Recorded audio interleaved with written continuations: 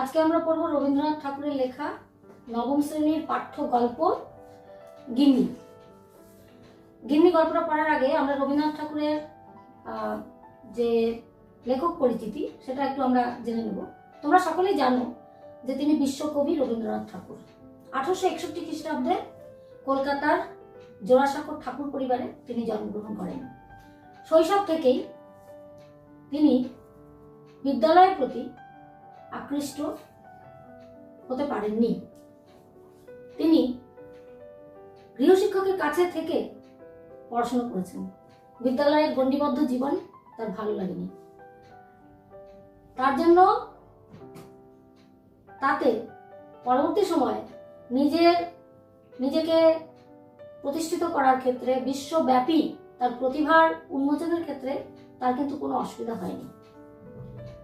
তিনি একজন রাজনীতিবিদ, তিনি একজন দেশপ্রেমিক, তিনি কবি, তিনি অঙ্কন শিল্পী, ছোট গল্প লেখক। সাহিত্যের যে কোনো শাখায় তার অবাধ বিচরণ। 1913 খ্রিস্টাব্দে তিনি গীতাঞ্জলি কাব্যের জন্য নোবেল পুরস্কার পেয়েছিলেন। তার অনেকগুলো ছোট গল্প আছে, তার মধ্যে আমাদের এই পাঠ্য ছোট গল্প গিন্নি।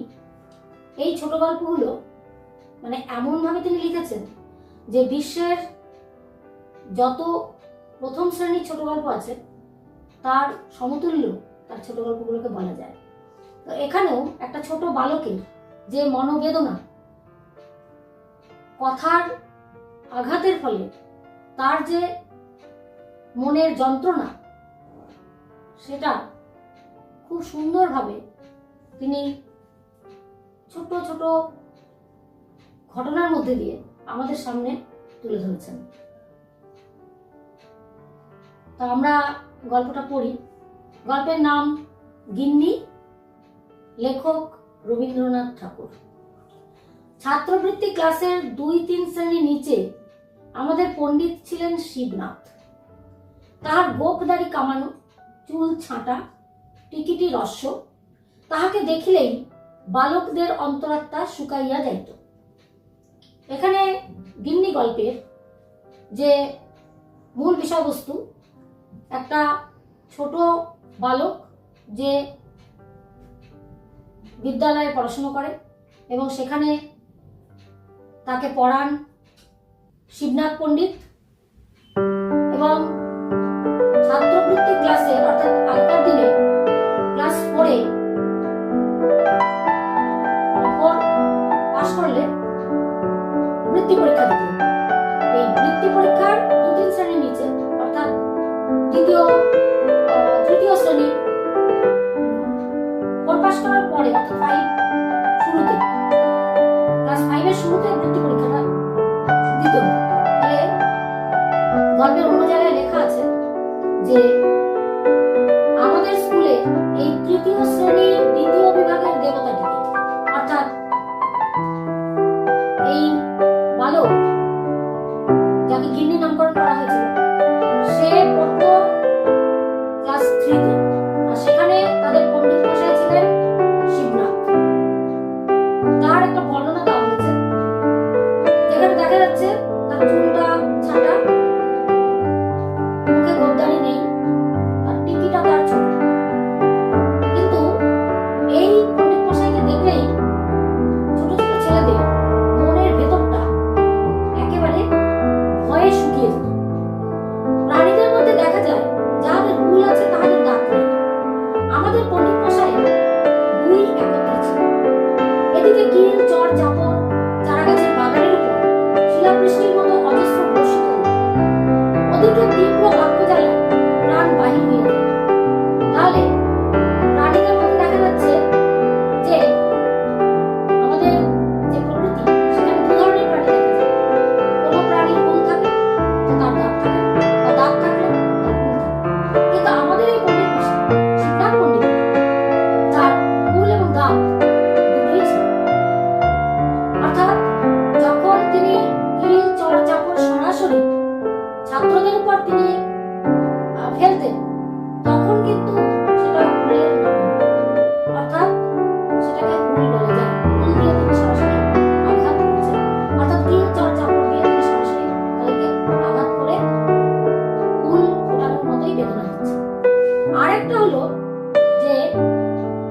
তীব্র বাক্য দ্বারা।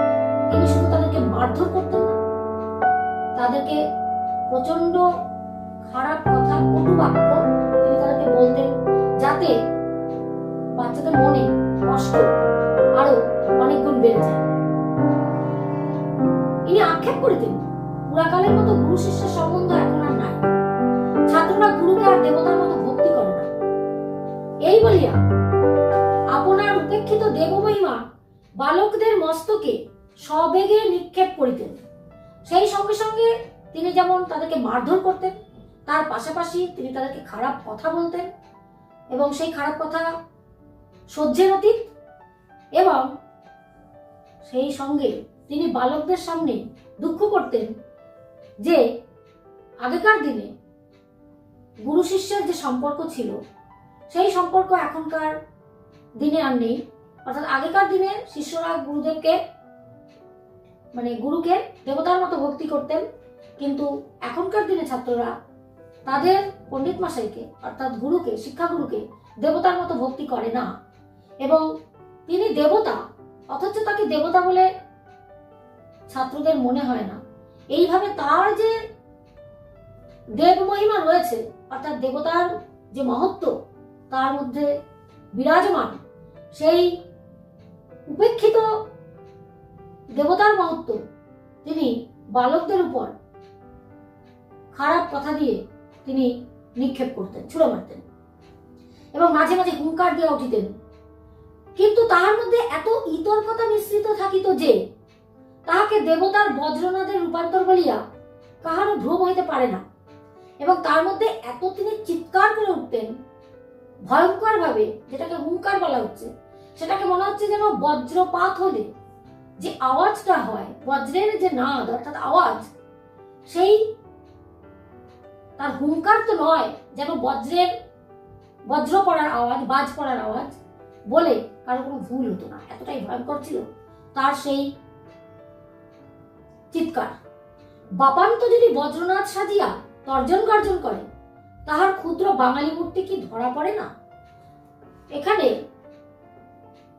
লেখক বলেছেন যে তাদেরকে বাপ তুলে গালিগালাজ করা এবং সেটাকে বজ্র পাতের তুল্য আওয়াজ দেওয়া বলে তর্জন গর্জন শোনানো, এবং এর মধ্যে দিয়ে আমাদের বাঙালিদের যে একটা নিচ অর্থাৎ হীন একটা যে মানসিকতা, ক্ষুদ্র মানসিকতা, সেই ক্ষুদ্র মানসিকতাটাই কি তার আওয়াজের মধ্যে দিয়ে প্রতিফলিত হয় না? অর্থাৎ তিনি যে বাপ তুলে গালাগালি দিতেন, সেটা দিয়ে তো তার নিজের পরিচয়টাই তিনি তুলে ধরতেন যে তিনি একজন বাঙালি, এবং বাঙালি বলেই তিনি তার মধ্যেকার এত নিচু মনোভাবটাকে বাইরে ছাত্রদের কাছে প্রকাশ করে ফেলতেন, বিশেষ করে ছোট ছেলেদের উপর, যাদের মন অত্যন্ত কোমল নরম। তারা তো বাস্তব জগতের অত দুঃখ কষ্ট বা বাস্তবতা, বাস্তব পৃথিবীর যে কঠিন ব্যাপার, সেগুলোর সাথে তারা অতটাও পরিচিত ছিল না, বা পরিচিত তাদের থাকার কথা নয়। যা হোক, আমাদের স্কুলের এই তৃতীয় শ্রেণীর দ্বিতীয় বিভাগের দেবতাটিকে ইন্দ্র, চন্দ্র, বরুণ অথবা কার্তিক বলিয়া কাহারও ভ্রম হইত না। এবং লেখক কিছুটা শ্লেষের সঙ্গে বলেছেন যে আমাদের স্কুলের এই যে তৃতীয় শ্রেণী দ্বিতীয় বিভাগের, অর্থাৎ ক্লাস 3 সেকশন বি, তার যে মাস্টার মশাই, তাকে স্বর্গরাজ্যে যে সমস্ত দেবতারা বসবাস করেন, ইন্দ্র, চন্দ্র, বরুণ, কার্তিক বলে কারোর ভুল হতো না। অর্থাৎ একবারও তাদের মনে হতো না, বাচ্চাদের, যে এই মাস্টারমশাইটি স্বর্গের ইন্দ্র, চন্দ্র, বরুণ অথবা কার্তিক। তাদের বরং উল্টোটাই মনে হতো, অন্য একটা কথা মনে হতো। কেবল একটি দেবতার সহিত তার সাদৃশ্য উপলব্ধি করা যাইত, তাহার নাম যম। এবং এতদিন পরে স্বীকার করিতে দোষ নাই এবং ভয়ও নাই। আমরা মনে মনে কামনা করিতাম উক্ত দেবালয়ে গমন করিতে তিনি যেন আর অধিক বিলম্ব না করেন। এবং এখানে ছোট ছোট শিশুরা মনে মনে তারা চাইতো যে এই মাস্টারমশাইটি যত তাড়াতাড়ি মারা যাবেন, অর্থাৎ যে তিনি মরেন না কেন, তিনি মরলে পরে তিনি যমালয়ে চলে যাবেন, কারণ যম দেবতার সঙ্গে তার একমাত্র মিল, ইন্দ্রচন্দ্র বরুণ বা অন্য কোনো দেবতার সঙ্গে তার কোনো মিল নেই। কিন্তু এটা বেশ বোঝা গিয়াছিল নরদেবতার মতো বালাই আর নেই। অর্থাৎ যে নিজেকে ঘোষণা করে যে দেবতা, অথচ তিনি মানুষ, তাকে নরদেবতা, অর্থাৎ স্বঘোষিত নরদেবতা। এবং এটা বেশ পরিষ্কার বোঝা গিয়েছিল যে নরদেবতার মতো বিপজ্জনক বোধহয় আর কিছুই নেই। বালাই মানে এখানে বালকের পক্ষে অমঙ্গলজনক বা বিপজ্জনক। কেন? সুরলোকবাসী দেবতাদের উপদ্রব নাই। গাছ হইতে একটা ফুল পাড়িয়া দিলে খুশি হন, না দিলে তাগাদা করিতে আসেন না। যে এখানে একটা বেশ একটা সুন্দর ব্যাপার লেখক আমাদের সামনে তুলে ধরেছেন। সত্যিই তো মানুষ নিজেদেরকে দেবতা ভাবে, কিন্তু মানুষ কি সত্যি দেবতা হতে পারে? দেবতা হওয়া কি অতটাও সহজ? কারণ সুরলোকবাসী দেবতারা কিন্তু মানুষের কাছে কিছু চাইতে আসেন না, কিন্তু যখন এই নরদেবতারা আমাদের সামনে ঘুরে বেড়ান তখন তারা কিন্তু আমাদের কাছে অনেক কিছু দাবি করেন। এবং যদি আমরা তাদেরকে খুশি করতে না পারি তাহলে কি হয়? তাহলে তারা উপদ্রব করেন মানুষের উপরে। গাছ হইতে একটা ফুল পাড়িয়া দিলে খুশি হন, না দিলে তাগাদা করিতে আসেন না। আমাদের নরদেবগণ চান অনেক বেশি, এবং আমাদের তিলমাত্র ত্রুটি হইলে চক্ষু দুটো রক্তবর্ণ করিয়া তাড়া করিয়া আসেন। যদি আমাদের বিন্দুমাত্র কোনো ভুল হয়, এই নরদেবতারা তো আমাদের সামনেই ঘোরাফেরা করেন, তাই তারা সরাসরি আক্রমণ করেন এবং চোখ দুটো লাল করে তারা ছুটে আসেন এবং আমাদের উপর আক্রমণ করেন। এখানে ছোট বাচ্চাদের উপর আক্রমণ করা তাদের পক্ষে সহজ। তখন তাহাদিগকে কিছুতেই দেবতার মতো দেখিতে হয় না। অর্থাৎ মানুষ নিজেকে যে দেবতা বলে, দেবতার সঙ্গে মানুষের কতটা পার্থক্য, আর কখন মানুষকে আমরা দেবতা বলবো, আর কেন আমরা মানুষকে দেবতা বলতে পারি না, এই ব্যাপারটাও কিন্তু এই যে তোমাদের অনুচ্ছেদ রয়েছে, এই অনুচ্ছেদের মধ্যে দিয়ে কিন্তু সুন্দরভাবে লেখক আমাদের সামনে তুলে ধরেছেন। বালকদের পীড়ন করিবার জন্য আমাদের শিবনাথ পণ্ডিতের একটি অস্ত্র ছিল। সেটি শুনিতে যৎসামান্য, কিন্তু প্রকৃতপক্ষে অত্যন্ত নিদারুণ। বালকদের তিনি যে পীড়ন করতেন, সেটার জন্য শিবনাথ পণ্ডিতের একটা অস্ত্র বা হাতিয়ার ছিল। সেটা শুনতে খুব সামান্য মনে হতে পারে, কিন্তু প্রকৃতপক্ষে সেটা খুব কঠিন। তিনি ছেলেদের নতুন নামকরণ করিতেন, নূতন নামকরণ করিতেন। নাম জিনিসটা যদিচ শব্দ বই আর কিছুই নয়, কিন্তু সাধারণত লোকে আপনার চেয়ে আপনার নামটা বেশি ভালোবাসে। নিজের নাম রাষ্ট্র করিবার জন্য লোকে কি কষ্টই না স্বীকার করে, এমনকি নামটিকে বাঁচাইবার জন্য লোকে আপনি মরিতে কুণ্ঠিত হয় না। তাহলে যে বালকদেরকে পীড়ন করবার জন্য শিবনাথ পণ্ডিতের একটা অস্ত্র ছিল, সেই অস্ত্র হলো তিনি বালকদের নতুন নতুন নামকরণ করতেন। এই নামকরণ ব্যাপারটা হয়তো শুধু একটা শব্দ মনে হতে পারে সাধারণভাবে, কিন্তু একটা কথা মনে রাখতে হবে যে লোকে সাধারণভাবে যে নিজের থেকেও সে নিজের নাম বেশি ভালোবাসে। নিজের নাম সারা দেশে ছড়ানোর জন্য লোকে কি কষ্টই না স্বীকার করে, এমনকি নিজের নাম বাঁচাবার জন্য অনেক সময় মানুষ কি নিজে মরে গিয়ে প্রমাণ করে তার নামের মাহাত্ম্য। এমন নাম প্রিয় মানবের নাম বিকৃত করিয়া দিলে তাহার প্রাণের চেয়ে প্রিয়তর স্থানে আঘাত করা হয়। এই যে মানুষ তার নিজের নামটা এত ভালোবাসে, তোমরা দেখবে যে আমরা শিশুরা, বড়রা যদি আমাদের নাম ধরে কেউ ডাকে আমরা খুব খুশি হই, বারবার যে আমাদের নামটা শুনতে আমরা ভালোবাসি। তাহলে এইরকম ভাবে মানুষ যখন তার নিজের নামটাকে বেশি ভালোবাসে, তো ছোট শিশুদের মনেও স্বাভাবিকভাবে সেই ধরনের একটা বোধ বা চাহিদা তৈরি হয়ে যায় যে তার নামটা সে শুনতে চায়। কিন্তু যদি নামটা তার পাল্টে দেওয়া হয়, যদি নামটাকে বিকৃত করে দেওয়া হয়, তাহলে কি সে তাতে খুশি হবে? মোটেই সে তাতে খুশি হয় না। কারণ তার যে প্রিয়তর জায়গা, অর্থাৎ নিজের নামকে ভালোবাসার যে একটা আলাদা জায়গা, সেই জায়গাটাতে কিন্তু আঘাত করা হয়। এমনকি যাহার নাম ভূতনাথ, তাহাকে নলিনীকান্ত বলিলে তাহার অসহ্য বোধ হয়। অর্থাৎ যার নাম ভূতনাথ রয়েছে, অর্থাৎ ভূতেদের যিনি নাথ অর্থাৎ স্বামী, ভূতেদের মধ্যে যিনি শ্রেষ্ঠ বা সেরা, সেটা না বলে ভূতনাথ নাম তার দেওয়া আছে, ভূতনাথ নামটা পাল্টে যদি দেওয়া হয় নলিনীকান্ত, নলিনী মানে পদ্ম ফুল আর কান্ত মানে তো সৌন্দর্য, তাহলে পদ্ম ফুলের মতো সুন্দর যদি একটা নামকরণ করা হয় নলিনীকান্ত, তাহলেও কিন্তু সে বিরক্ত হয়। ইহা হইতে এই তত্ত্ব পাওয়া যায়, মানুষ বস্তুর চেয়ে অবস্তুকে বেশি মূল্যবান জ্ঞান করে। সোনার চেয়ে বাণী, প্রাণের চেয়ে মান, এবং আপনার চেয়ে আপনার নামটাকে বড় মনে করে। এটার থেকে এটাই বেশি তত্ত্ব জানা যায়, যে একটা বেশি করে একটা ভেতরকার অর্থ ফুটে ওঠে, যে মানুষ বস্তুর চেয়ে অবস্তুকে বেশি মূল্যবান মনে করে, নিজের শরীরের থেকেও নিজের নামকে বেশি মূল্যবান মনে করে। যেমন সোনার চেয়ে তার মজুরি, প্রাণের চেয়ে মানকে, আপনার চেয়ে আপনার নামটাকে মানুষ বেশি বড় মনে করে। মানব স্বভাবের এই সকল অন্তর্নিহিত নিগূঢ় নিয়মবশত পণ্ডিত মহাশয় যখন শশীশেখরকে ভেটকি নাম দিলেন, তখন সে নিরতিশয় কাতর হইয়া পড়িল। অর্থাৎ যখন